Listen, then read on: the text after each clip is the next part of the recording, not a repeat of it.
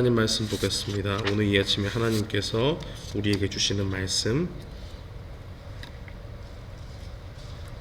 사무엘하 14장 32절로 33절까지의 말씀 함께 보겠습니다. 사무엘하 14장 32절로 33절 말씀.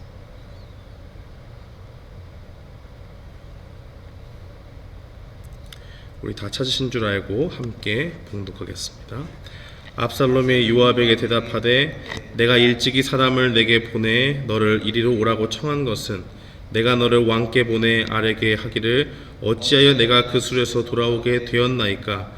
이때까지 거기에 있는 것이 내게 나았으리라 하려 함이로라. 이제는 내가 나로 하여금 왕의 얼굴을 볼 수 있게 하라. 내가 만일 죄가 있으면 왕이 나를 죽이시는 것이 옳으니라 하는지라.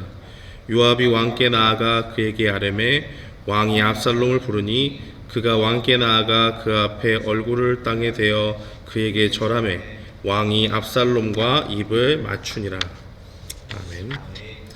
오늘은 날마다 성경 사무엘하 14장을 살펴보는 시간입니다.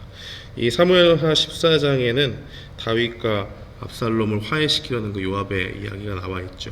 그런데 먼저 이 이야기를 이해하려면 앞선 이야기들을 좀 살펴볼 필요가 있습니다. 사무엘 13장에서 압살롬은 살인을 저질렀죠. 자신의 누이인 다말에게 욕정을 품은 배다른 큰 형인 암논이 있었는데 이 암논이 아주 악한 꾀를 내어서 다말과 강제로 잠자리를 갖고 그 다음에 그 누이를 버리게 되는 굉장히 큰 이 집안의 분란이 일어나게 됩니다. 자신의 누이인 다말이 수치를 당하자 그것을 마음에 품고 있던 이 압살롬은 결국에는 이 계략을 짜서 2년 뒤에 암논을 죽이게 되죠. 그리고 나서 그술로 도망가서 3년을 도망하고 있는 그런 상황에서 오늘 본문이 시작되는 것을 볼 수가 있습니다. 비록 죄를 지었지만 다윗은 자신의 아들이었던 압살롬을 그리워하게 되죠. 그리고 이를 잘 알고 있던 요압은 이제 한 꾀를 내어서 이 두 명의 화해를 이끌어내려고 합니다. 이 드고아의 한 지혜로운 여인을 시켜서 다윗이 압살롬을 데리고 올 수 있도록 그렇게 하죠. 이야기는 이렇습니다. 한 여인의 아들 둘이 있는데 다윗 앞에 호소하기를 한 아들이 다른 아들을 죽였습니다. 그로 인해서 집안에 또 분란이 일어나게 됐죠. 살인을 저지른 아들을 집안에서 벌해야 된다라고 하면서 죽이고자 하니까 만약에 정말 이렇게 되면 자신의 가정이 파괴될 것입니다 라는 것을 이 여인이 다윗 왕 앞에 나가서 호소를 하게 되죠. 그러자 다윗은 이 모든 일에서 내가 보호를 해주겠다라고 그렇게 이야기합니다. 그러자 이 여인이 이렇게 말하죠. 9절 말씀에 보면 그 죄는 나와 내 아버지의 집으로 돌릴 것이니 왕과 왕위의 허물이 없으리이다. 이 말은 무슨 말이냐면 만일에 왕이 이 사건에 개입을 하더라도 자신의 집안에 있는 사람들이 어떻게 이야기할 것이냐. 이 아들이 다른 아들을 죽인 죄는 분명히 살인죄이기 때문에 이 자신의 집안에서 해결할 것이고 이 집안에 죄를 묻는 것이 합당하다라는 그 이야기를 분명히 할 것이고 왕이 왕의 신분으로 있지만은 이 사건에 개입할 문제가 아니다라고 그렇게 이야기할 거라고 말하는 것입니다. 그럼에도 불구하고 다윗은 이 여인을 보호해 줄 것이라고 말하자 이 모든 일이 요압을 통해서 압살롬에 관한 일임을 분명히 밝히게 되죠. 사무엘 14장 13절 말씀에 보니까 여인이 이르되 그러면 어찌하여 왕께서 하나님의 백성에 대하여 이 같은 생각을 하셨나이까. 이 말씀을 하심으로 왕께서 죄 있는 사람같이 되심은 그 내쫓긴 자를 왕께서 집으로 돌아오게 하지 아니하심이니이다. 벌써 죄를 짓고 돌아간 압살롬의 배경을 가지고 지금 이야기하는 것이고 그 자를 다시 들여오지 않는 것은 잘못된 일이다라는 것을 이야기하죠. 다윗이 지혜가 있으니까 이 말을 듣자마자 압살롬에 대한 일임을 간파를 하고 그 여인에게 묻습니다. 요압이 시켜서 이 일을 한 것이냐라고 이야기하니까 그 여인이 그대로 얘기하죠. 모든 것을 요압이 시켜서 이야기했고 내가 한 말들 다 요압이 그렇게 알려줬다.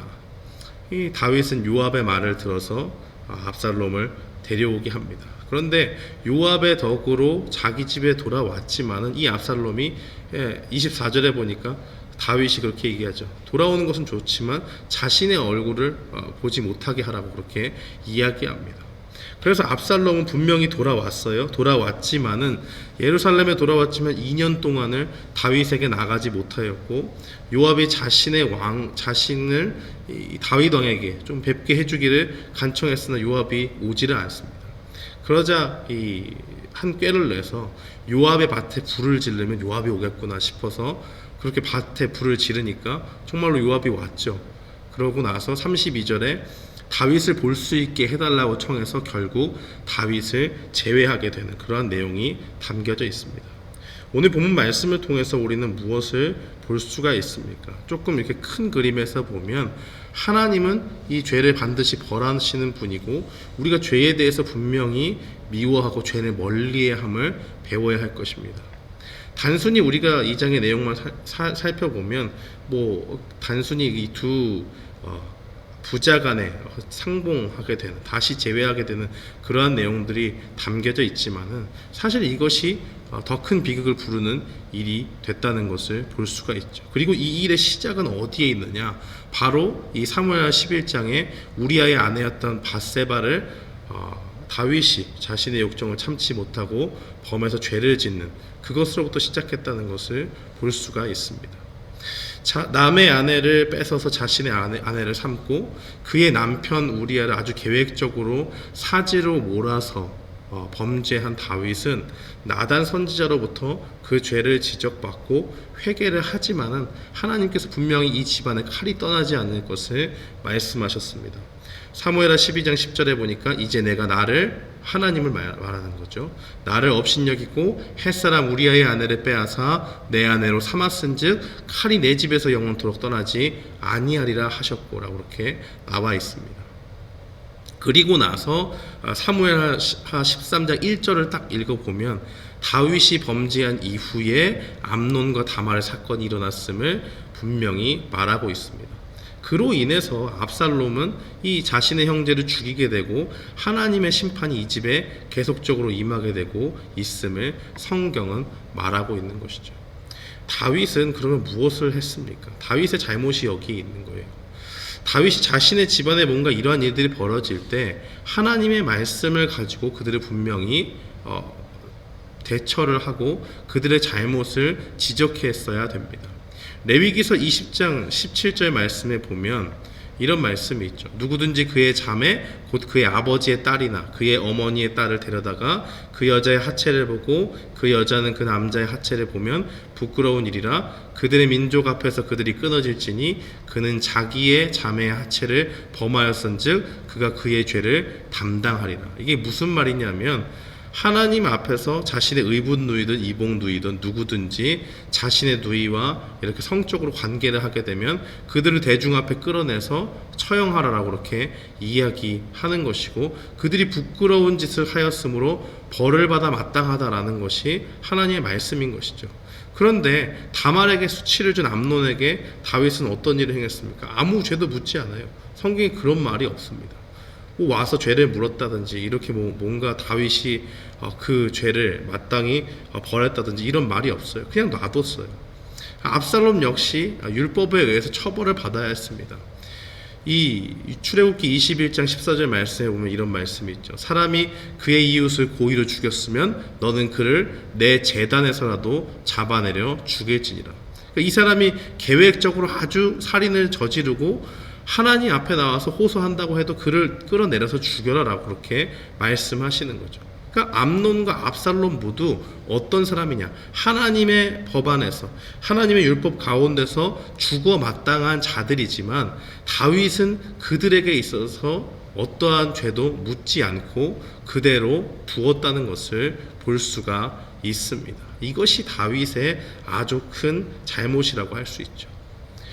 이 요압의 계략을 짜가지고 결국에는 뭐 아들과 아버지를 이렇게 화해시키려는 그러한 일들을 했지만, 이것이 인간적으로는 뭐 아름다워 보일 수 있지만은 이것을 그대로 받아줄 것이 아니라, 이 인간적인 방법을 받아들이는 것이 아니라 자신의 아들이 만약에 들어왔다면 그를 불러서 네가 분명히 이 죄를, 네 형제를 계획적으로 살인하고 한 것을 하나님께서 벌하시는 그러한 일들이 필요하다라는 것을 이야기하시고, 내가 죄를 짓지 않았니라는 것을 지적하고 넘어가야 하는데, 그것은 하지 않고 그대로 받아들였다는 것을 볼 수가 있습니다. 무엇이냐?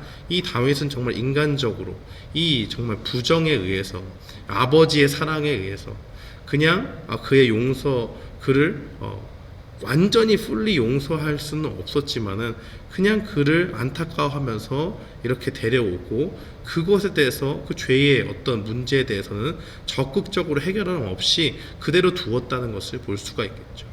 압살롬 역시 죄를 어떻게 했느냐? 회개하는 모습이 단 한 건도 나오지 않습니다.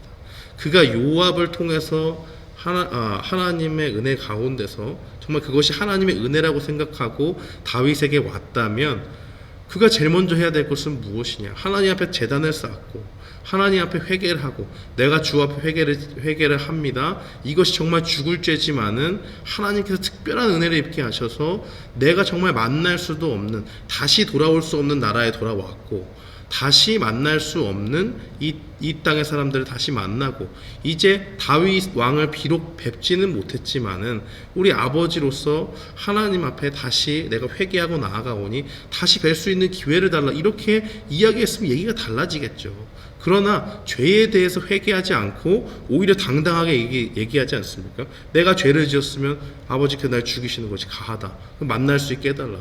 굉장히 이거는 자신이 죄를 지었다는 그러한 사람의 모습이 아니고, 상황이 이렇게 됐는데 내가 이렇게 하지 않으면 누가 무엇을 하느냐 라고, 그렇게 굉장히 의롭게 자신의 죄악을 돌아보지 못하는 그러한 모습들을 볼 수가 있습니다. 사랑하는 성도 여러분, 그러므로 우리는 이 모습들을 보면서 분명히 기억해야 될 것은, 죄의 문제가 결코 가볍지 않음을 분명히 기억해야 되고, 만약에 우리 삶 가운데 죄의 문제가 있다면 이것을 빨리 해결하고 나아가는 것이 필요합니다.